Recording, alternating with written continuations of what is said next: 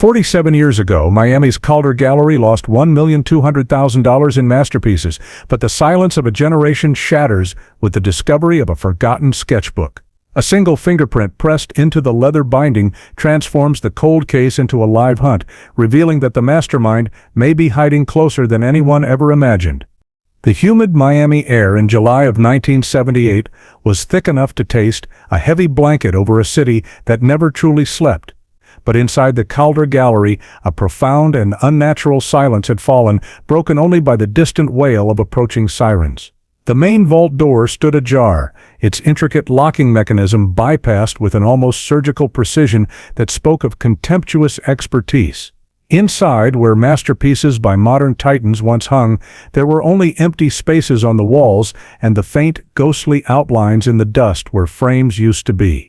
$1,200,000 in irreplaceable art had vanished into the pre-dawn gloom, leaving behind no witnesses, no clues, and a mystery that would curdle into local legend. The crime was too clean, too perfect, a phantom strike that baffled a generation of detectives and eventually settled into the cold, forgotten archives of unsolved cases. It was a wound in the city's cultural heart, one that scabbed over with time but never truly healed, a story told in hushed tones by old-timers who remembered when the gallery's lights went dark.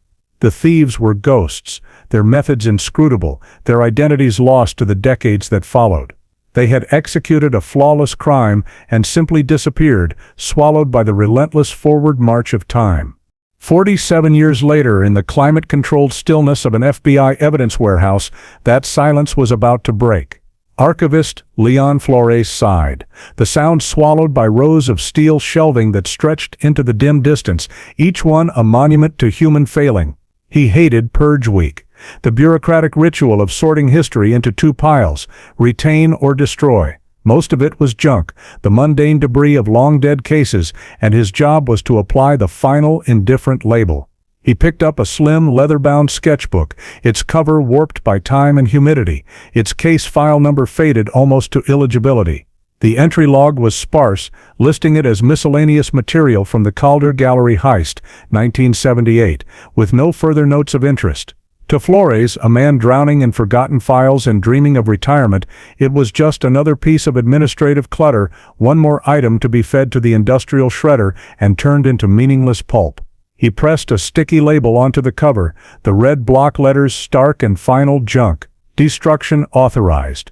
He placed it in the plastic bin destined for the shredder, his mind already on the next box, the next forgotten story he would condemn to oblivion without a second thought.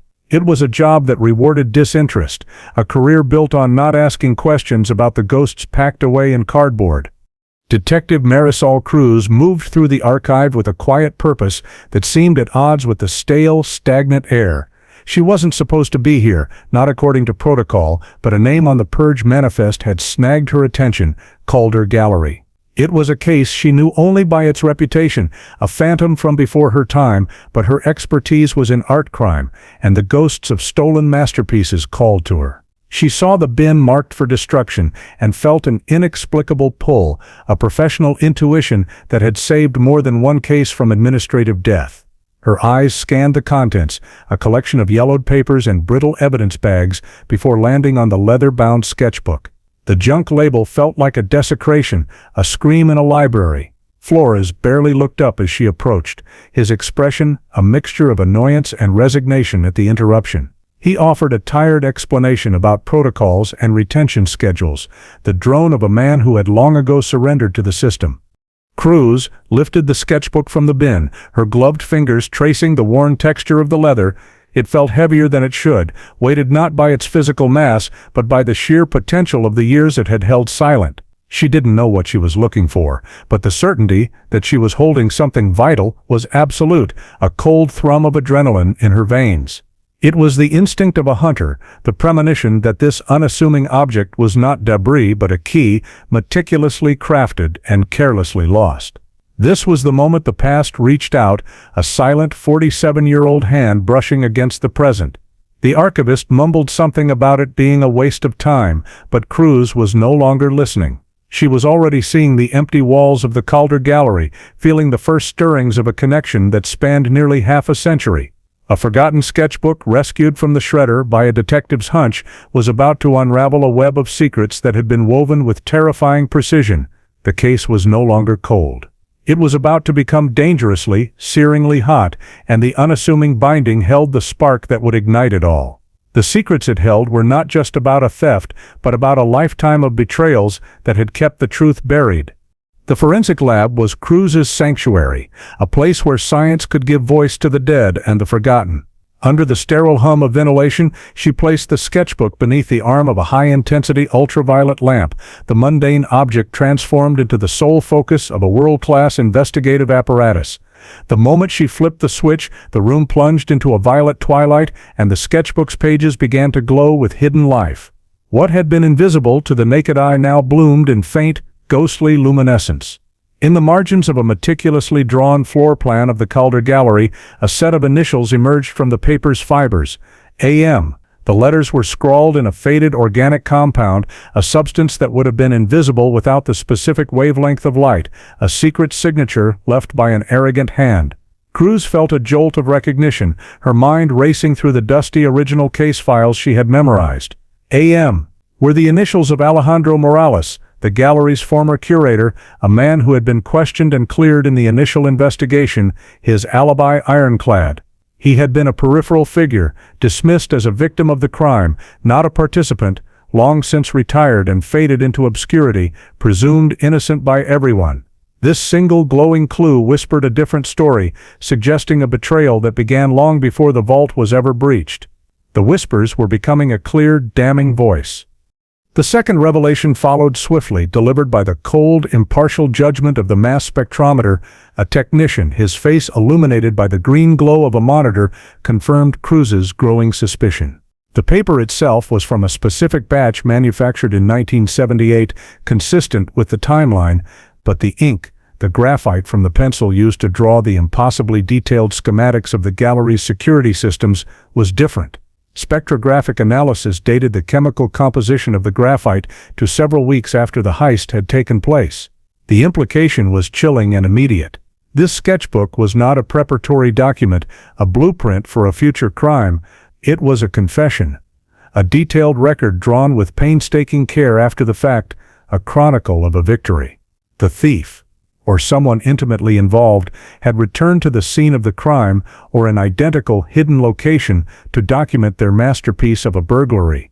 The detailed cross-sections of the vault door, the notes on patrol patterns, the precise angles of security cameras, all drawn not from memory but from recent intimate experience. It was an act of profound hubris, a private celebration of a perfect crime captured in graphite and ink on the pages of an ordinary sketchbook. This document wasn't the plan, it was the trophy. The final piece of this initial puzzle came not from a glowing screen or a chemical test, but from Cruz's own discerning eye. As she carefully examined the book's construction, her fingers probed the stiff spine, feeling for any inconsistency, any hidden detail that might have been missed.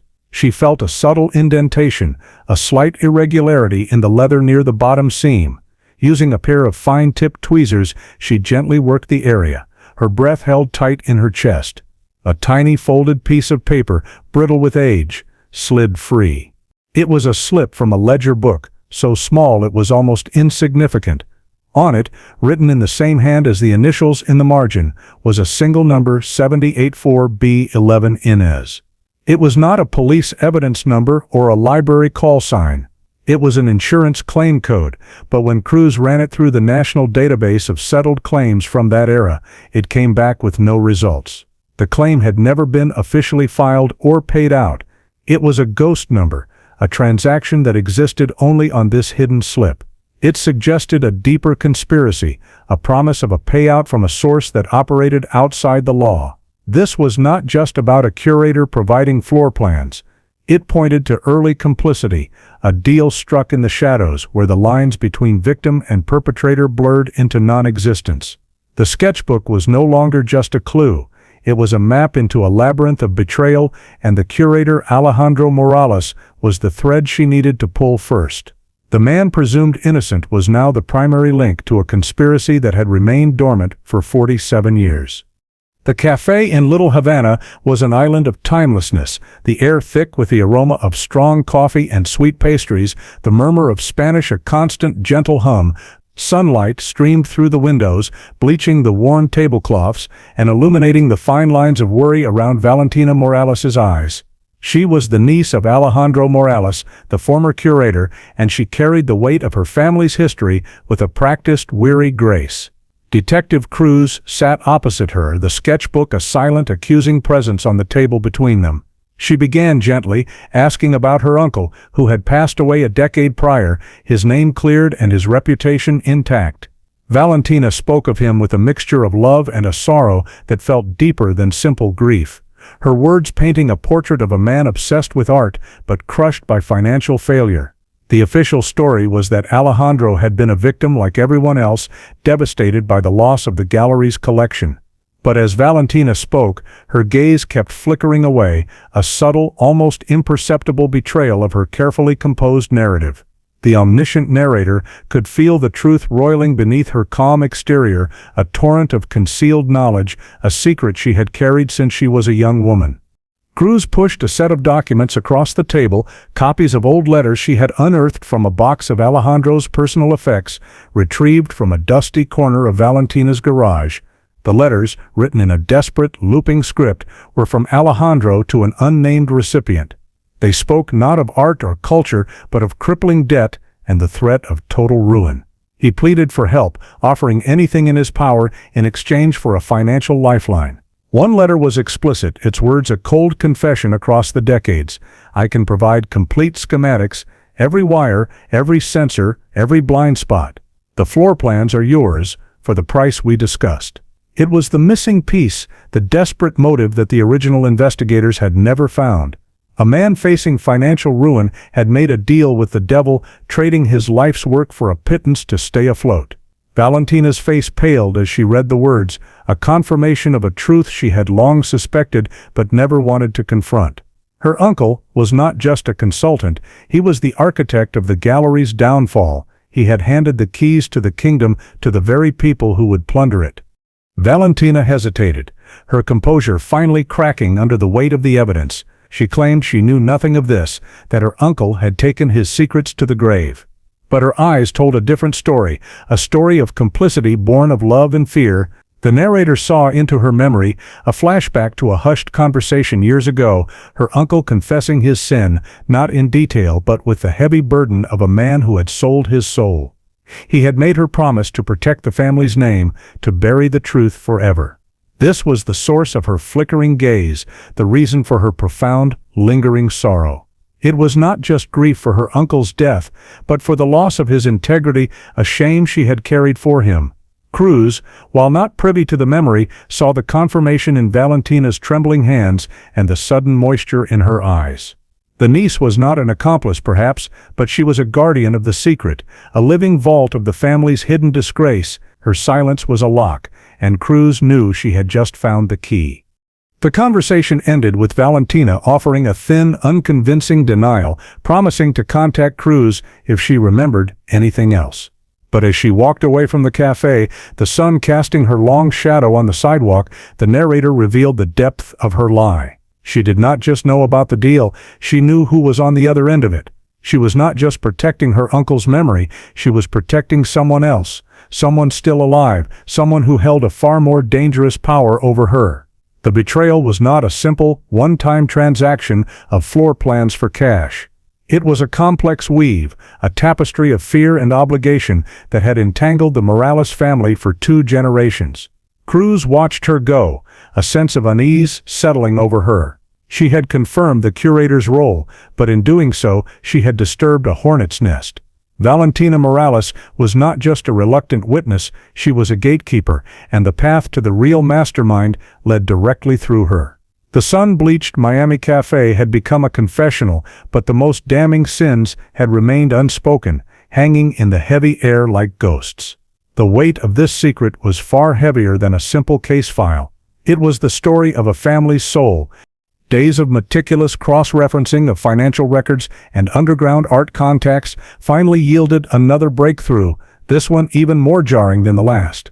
A researcher hired by Cruz to dig through unofficial auction records from the late 1970s, found it. It was a faded carbon copy of a receipt from a private, invitation-only sale held in a smoke-filled backroom in Paris just 8 days after the Calder Gallery heist. The receipt documented the sale of 2 of the smaller, lesser-known canvases from the robbery.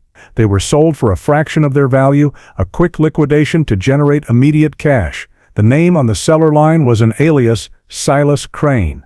It was a name that meant nothing to the French authorities at the time, another dead end in a case full of them. But to Cruz, who had spent the last week living inside the 1978 timeline, the name was a lightning bolt. Silas Crane was the same pseudonym Alejandro Morales had used in his letters, the recipient of his desperate pleas for money. The curator hadn't just sold the floor plans, he was connected to the immediate aftermath, the dirty work of fencing the stolen goods. The true shock came when Cruz ran the alias through a modern, sophisticated network analysis program linking pseudonyms to known associates through decades of financial and social data. The program churned for hours before spitting out a single, high-probability match. The alias, Silas Crane, was linked through a series of offshore accounts and shell corporations to one of Miami's most prominent and beloved figures, billionaire philanthropist Julian Croft. Croft was a titan of industry, a man whose name adorned hospital wings and university libraries, his public persona meticulously crafted to be one of unimpeachable generosity and civic duty. He was considered untouchable, a pillar of the community whose wealth was so vast and whose charity was so extensive that to question him was to question Miami itself. The idea that this celebrated collector, a man who publicly championed the arts, could be connected to a brutal, decades-old heist was almost unthinkable. It was a classic case of hiding in plain sight, his immense public goodwill serving as the perfect shield. The connection was explosive, turning a historical case into a direct threat against one of the most powerful men in the city. The thief wasn't just a ghost from the past, he was a king, ruling a modern empire built on a foundation of lies. This revelation brought the first major twist crashing down on the investigation. Cruz immediately pulled the original case file on Julian Croft, who, like all major collectors, had been briefly interviewed in 1978. His alibi had been perfect, indisputable. On the night of the heist, and for the entire week after, he had been hosting a lavish multi-day gala at his waterfront estate, an event attended by the city's elite. His wife at the time, a glamorous socialite named Isabella, had sworn he was by her side the entire time. The police had moved on without a second thought. But now, with the sketchbook's timeline in hand, that perfect alibi began to crumble. Cruz realized the chilling significance of the spectrography report. The sketches had been drawn after the heist, during the exact window that Croft was supposedly hosting his gala. While the city's most powerful people toasted champagne on his lawn, Croft could have been secluded in a quiet room, meticulously documenting his criminal triumph. The gala was not an alibi. It was the perfect cover, a fortress of witnesses that would allow him to be present in body but absent in spirit, his mind reliving the intricate details of his crime. The second major twist landed with the force of a physical blow. Julian Croft's sworn alibi, the unshakable testimony of his loving wife, was now a potential lie. Isabella Croft was not just a witness, she was a co-conspirator, the gatekeeper who had secured his freedom with a single perjured statement. Cruz now understood that this was not a one-man operation. It was a conspiracy protected at the highest levels of Miami society, a secret shared between a powerful husband and his loyal wife. The entire investigation had been diverted 47 years ago by a simple, elegant lie spoken at a dinner party. The untouchable collector and his socialite wife had orchestrated not only the theft, but also the perfect cover-up, using their own high-profile lives as the ultimate misdirection. The case was no longer about a dusty sketchbook and a disgraced curator. It was about dismantling a modern dynasty, and Cruz knew she was about to step into a world where power, wealth, and violence were used to keep the darkest secrets buried. The hunt for a ghost had become a war against a king, and his queen was the one who had locked the gates behind him. The annual Croft Foundation Gala was the pinnacle of the Miami social calendar, a sea of glittering diamonds and tailored tuxedos set against the backdrop of Julian Croft's opulent waterfront mansion. Detective Marisol Cruz moved through the crowd, a wolf in borrowed sheep's clothing, her simple black dress and understated elegance, a perfect camouflage among the city's elite. The air was thick with the scent of expensive perfume and entitlement, a suffocating perfume of wealth that masked the rot she now knew lay beneath. Every smile seemed like a potential mask, every polite nod a carefully constructed defense. Her senses were on high alert, her mind a cold calculator processing every interaction, every glance, searching for the slightest crack in the formidable facade of Croft's world. She was an intruder in this kingdom of deceit, and she knew that a single misstep would mean the end of her investigation and possibly her career. The mission was simple: find proof, any proof, that this palace of philanthropy was built on the foundation of a 47-year-old crime. Her heart hammered against her ribs, a frantic drumbeat beneath the calm rhythm of the string quartet playing in the corner.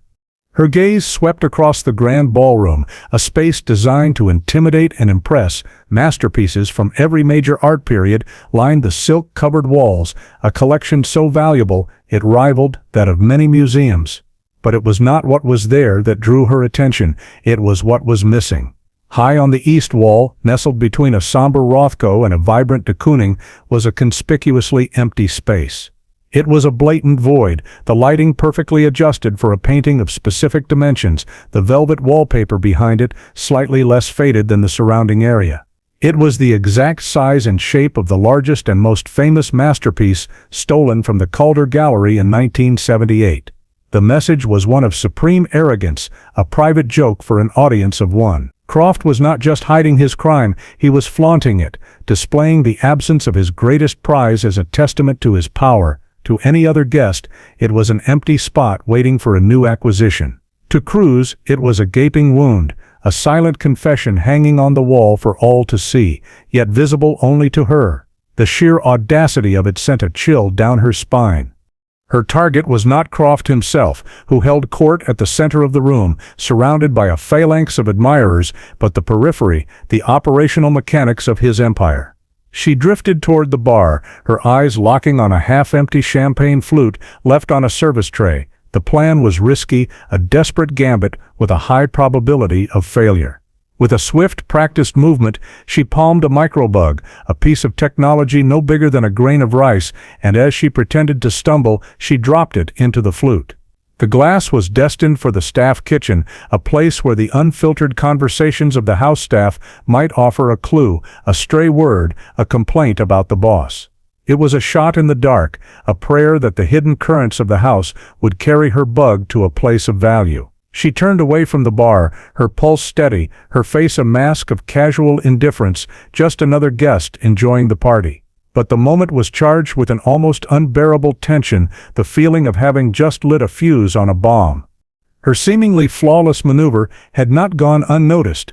Across the room, a man in a perfectly tailored suit, his earpiece almost invisible, watched her.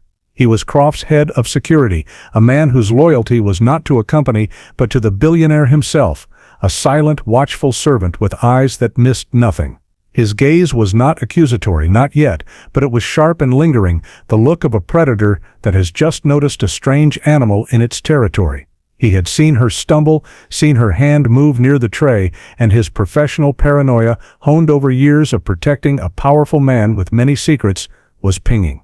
He did not move, did not alert anyone. He simply watched, his mind recording her face, her dress, her movements.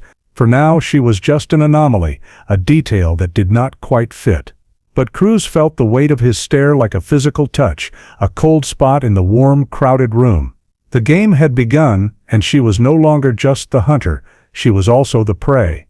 The cheap motel room buzzed with the low hum of a struggling air conditioner, a stark contrast to the opulence of the gala. Cruz sat in the darkness, an earpiece her only connection to the world she had just left, the faint sounds of the party, a distant, muffled echo. For hours, she listened to the banal chatter of the kitchen staff, the clatter of plates, the occasional shouted order. It was a sea of noise, and she was beginning to fear her gamble had failed. Then, a different sound cut through the static, a clipped, authoritative voice overriding the kitchen frequency. It was the security chief, the watchful predator from the party. His voice was low, urgent, and cold as ice. "We have a possible breach," he said, his words sharp and clear. "Asset is compromised. The package in the East Wing needs to be moved." Now, the language was coded, but the meaning was terrifyingly clear. Asset and package could only mean the stolen art. They knew, or at least suspected, they were being watched. The response came from a voice that made Cruz's blood run cold. It was distorted by the radio transmission, but it was instantly, horribly familiar. She ran the audio through a decryption and voice-matching program on her laptop, her hands trembling as she initiated the command. The software cross-referenced the signal against the departmental database of official communications. The screen flashed, and a name appeared, a name that seemed impossible, a betrayal so profound it felt like a physical blow. The voice belonged to her own commanding officer, Deputy Chief Evans, a man she had known for 15 years, a mentor she had trusted implicitly. His voice, now stripped of its usual warmth, was ruthless. "Clean it up," Evans ordered, his tone leaving no room for misinterpretation. "No loose ends. The collector is to be protected at all costs. The investigation is to be suppressed. Is that understood?" The command was not just to move the art, it was an order to erase any and all evidence, including, she realized with a jolt of pure fear, anyone who got too close. The line went dead, leaving only the hiss of static and the suffocating silence of the motel room. The third major twist landed not with a bang but with the sickening certainty of absolute betrayal. Her own department was not just failing to solve the case, it was actively working to bury it. Evans, the man who had signed off on her request to pull the cold case files, the man who had encouraged her instincts, was part of the conspiracy. He was Croft's man on the inside, a high-ranking officer in the Miami-Dade Police Department, acting as the collector's personal cleaner. Every step she had taken had likely been reported back to the very people she was investigating. The investigation was a sham, a controlled demolition designed to fail from the start. She was not a detective pursuing a lead, she was a pawn being moved around a board, and she had just been sacrificed. The weight of this revelation was crushing. It recontextualized every conversation, every piece of encouragement from Evans, turning it all into a calculated lie. The corruption wasn't just on the outside, in the world of billionaires and their private armies, it was inside, in the very institution she had sworn an oath to uphold. The conspiracy wasn't just deep, it was everywhere. Suddenly, a sharp knock on the motel room door made her flinch, her heart leaping into her throat. "Police! Open up!" The voice was generic, impersonal, but she knew what it meant. Evans was not a man who left loose ends. They were not here to help her. They were here to silence her, to take her off the board permanently. She was a liability, a detective who knew too much, who had connected a powerful police official to a billionaire's dirty secret. Stripped of her support system and hunted by her own colleagues, Cruz was well and truly alone. The walls were closing in, the system she had dedicated her life to, now her most formidable and dangerous enemy. Her pursuit of a 47-year-old crime had led her to this moment, a cheap motel room in the dark, with the corrupted full force of the law about to break down her door. The case had become a fight for her own survival. The truth was a dangerous thing to possess, and those who kept it buried for nearly half a century would not hesitate to kill to ensure it stayed that way.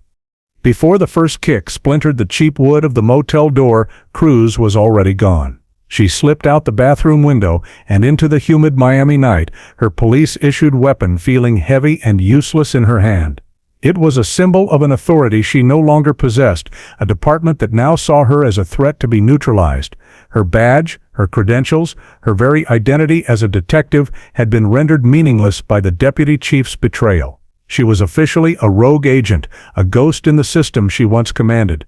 Abandoned and hunted, she knew she could not fight this alone. She needed someone from outside the system, someone who understood the shadows because they had lived their entire life within them. There was only one name that came to mind, a ghost from her own past, a man she had put away years ago, but whose skills were now her only hope. His name was Marcus Fingers Gallo, a retired safecracker whose legend was whispered in both law enforcement and criminal circles with equal parts respect and fear. He was old school, a master of mechanics and misdirection, a man who could open any lock ever made by man. Finding Gallo wasn't easy. He lived off the grid in a small, cluttered workshop in the Everglades, a place that smelled of rust, oil, and defiant solitude. When Cruz appeared at his door, he showed no surprise, only a weary resignation, as if he had been expecting this kind of trouble to find him eventually. He was older now, his hands gnarled with arthritis, but his eyes were still sharp, missing nothing. She laid out the case, omitting nothing: the sketchbook, the collector, the corrupt deputy chief. She wasn't offering him a deal or a reduced sentence. She was offering him a chance to be on the right side of a crooked fight, a challenge that appealed to the old artist in him. Gallo listened without interruption, his face impassive. When she finished, he was silent for a long moment before a slow, crooked smile spread across his face. He agreed, not for money or for absolution, but for the sheer irresistible challenge of breaking into the fortress of a man who thought he was untouchable. Together, they represented two sides of the same coin, the lawkeeper and the lawbreaker, united against a corruption that was worse than any simple crime. Their target was the one place Croft would feel most secure, a hidden vault somewhere beneath his sprawling mansion, the likely hiding place for the stolen art before its final dispersal. Gallo, using his encyclopedic knowledge of old-world security and construction, had a theory. Mansions, like Croft's, built on wealth and paranoia, often had forgotten access points, relics of older construction or municipal planning. Their way in was not through the front door, but from below. They descended into the city's labyrinthine utility tunnels, a network of oppressive concrete tubes that snaked beneath Miami's glittering facade. The air was thick with the smell of damp earth and decay, a suffocating darkness broken only by the beams of their flashlights. It was a different world down here, a place of forgotten history and lurking dangers, the perfect metaphor for the case itself. Every scraped footstep, every dislodged pebble echoed endlessly in the claustrophobic space, a constant reminder of their vulnerability. They were ghosts in the machine, moving through the city's guts on their way to its corrupted heart. The final stretch of their journey was the most perilous. According to Gallo's scavenged city blueprints, an old, sealed-off drainage conduit ran directly beneath the foundations of the Croft estate. They found the wall, a solid slab of reinforced concrete, modern and clearly not part of the original tunnel system. This was it, the outer shell of Croft's secret world. There was no finesse here, no lock to pick. The only way through was with brute force. They took turns with a sledgehammer, the booming impacts echoing through the tunnels like cannon fire. Each strike was a gamble, a loud announcement of their presence that could bring Croft's security team down on them at any second. Sweat poured down Cruz's face as she swung the heavy hammer, the force of the impact jarring her to the bone. This was the reality of her new life. No backup, no warrant, just a retired criminal and a sledgehammer, breaking the law in pursuit of a greater justice. The darkness pressed in, but the thought of the sketchbook, of the years of lies, and of Evans's betrayal fueled her with a righteous, desperate fury. She swung again, and a crack appeared in the concrete, a tiny fracture in the fortress of lies. The concrete finally gave way, crumbling into a shower of dust and debris, revealing a dark opening into a modern, climate-controlled space. They slipped through the breach and into the hidden vault, the air suddenly cool and sterile. But the sense of triumph was immediately replaced by a hollow, sinking feeling of defeat. The vault was not empty, but it was close. Instead of a treasure trove of the world's most sought-after masterpieces, they found only fragments, the ghosts of the legendary heist. A few lesser-known paintings leaned against the far wall, perhaps too difficult to fence or kept for sentimental reasons. In the center of the room was a heavy wooden table. On it, scattered like dead leaves, were crumpled sketches, preliminary drafts, and alternate angles of the drawings from the original sketchbook. It was a graveyard of the thief's process, evidence of the meticulous, obsessive planning that went into the crime. Each recovered brushstroke on the remaining canvases and every pencil line on the discarded sketches served as a grim confirmation. The sketchbook Cruz held was not a one-off document. It was the final perfect draft of a plan that had been honed and refined with chilling dedication. Propped against a stack of empty frames was a single, devastating clue. A discarded sketchbook cover, identical in every way to the one Cruz had rescued from the FBI archive. This was proof that there had been multiple books, a whole library of confession and calculation. Croft, or whoever was using this space, had dissected the collection, keeping some pieces, documenting them, and preparing the rest for a different fate. This vault was not a final destination. It was a processing center, a way station in a much larger, more sophisticated operation. Cruz felt a wave of frustration. She had risked everything to get here, only to find she was one step behind, a pawn in a game whose rules kept changing. The real prize, the core of the $1,200,000 collection, was gone. She had breached the castle walls only to find the king had already moved his treasure. The victory felt hollow, a collection of scraps that proved a theory but brought her no closer to recovering the art or stopping the man behind it all. This was a calculated move, a contingency plan for a breach just like this one. The omniscient narrator then pivots, leaving the dusty vault and soaring across the city to the port of Miami. In the chaotic, bustling world of international shipping, a series of sealed, anonymous crates were being loaded onto a cargo freighter bound for Geneva, Switzerland. Inside these crates, nestled in custom-built foam inserts, were the true masterpieces from the Calder Gallery heist. The paintings were in transit, already absorbed into the global black market, destined for the private, lawless world of ultra-wealthy collectors who asked no questions. Croft was not just a thief, he was a broker, the head of a sophisticated trafficking ring that used legitimate shipping channels to move priceless, stolen art. The operation was seamless, protected by layers of shell corporations and falsified customs declarations, a ghost moving through the global supply chain. The trail had not gone cold, it had gone global. This forced a desperate and immediate change of target for the investigators, who were not even aware of this new front. Their focus on the mansion had been a strategic misdirection. Back in the vault, Gallo, ever the pragmatist, found something else. Tucked into the spine of the discarded sketchbook cover was a small, tightly rolled piece of paper, a shipping manifest. It was recent, dated just 2 days prior. It listed not the contents, but the destination of a recent shipment, a warehouse address on the industrial outskirts of Miami Beach, a place scheduled for demolition in a week. It was a loose end, a final collection point for the materials Croft didn't want to risk shipping overseas, the sketches, the notes, the incriminating paper trail of his 47-year-long crime. It was a mistake, a tiny piece of administrative sloppiness in an otherwise flawless operation. For Croft, it was insignificant debris. For Cruz, it was a lifeline. The primary loot was gone, already crossing the Atlantic, but the heart of the conspiracy, the proof, the history, the full confession contained in thousands of sketches was still within reach.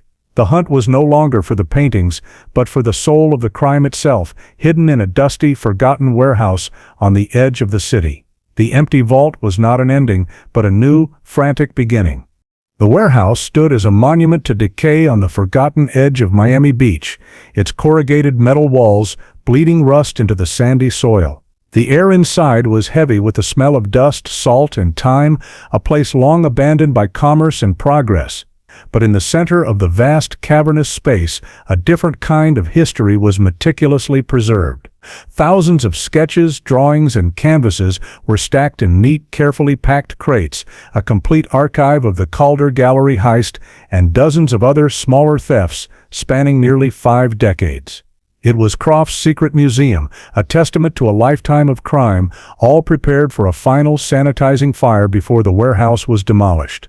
Cruz and Gallo moved through the stacks in stunned silence, the sheer scale of the collection, a testament to a level of criminal audacity that was almost beyond comprehension. This was not just the work of a thief, it was the life's work of an artist whose medium was larceny. Every stolen piece was here, a silent congregation waiting for its final judgment.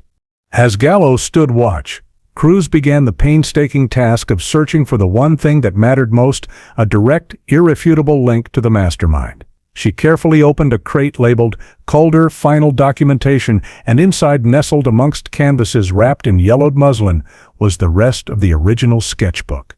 It had been carefully disassembled, its pages preserved like sacred texts. She leafed through them, each page a new revelation, a deeper insight into the thief's mind. There were notes on pigment composition, detailed analyses of other artists' brushwork, and frustrated, crossed-out attempts to perfectly replicate certain styles. The thief was not just stealing art, they were studying it, absorbing it, a student and a connoisseur as much as a criminal. This was obsession on a grand scale, a lifetime spent in the shadow of other people's genius, trying to understand it by possessing it. The pages felt alive in her hands, a direct conduit to the mind that had orchestrated it all. Then she found it. Tucked into the very back of the collection was the final missing page from the sketchbook, a page that had been carefully torn from the binding. It was not a floor plan or a security schematic. It was a self-portrait, drawn with the same meticulous, confident hand as the rest of the sketches. It showed a young woman with fierce, intelligent eyes, a look of intense focus and ambition on her face. Her expression was not one of criminality, but of artistic pride, as if she were the creator of the masterpieces, not their thief. And in the bottom right corner of the drawing, as if signing her own work of art, was a single, perfect fingerprint, pressed into the paper with deliberate force. It was a final, arrogant flourish, a signature that no one was ever meant to see. Cruz's heart pounded in her chest. This was the face of the ghost she had been chasing, the true artist behind the crime. The drawing was dated July 1978. The fourth major twist landed with the quiet, devastating force of an undeniable truth. Cruz scanned the fingerprint using a portable forensic scanner linked to her laptop, which, despite her rogue status, could still access the National Criminal Database through a back-channel Gallo had established. She ran the print, her breath catching in her throat as the program searched for a match. The result came back in seconds, and the name on the screen shattered every assumption she had made about the case. The fingerprint did not belong to Julian Croft, or his wife, or even the disgraced curator Alejandro Morales. The fingerprint, and therefore the face in the portrait, belonged to Valentina Morales, the curator's seemingly timid and grieving niece.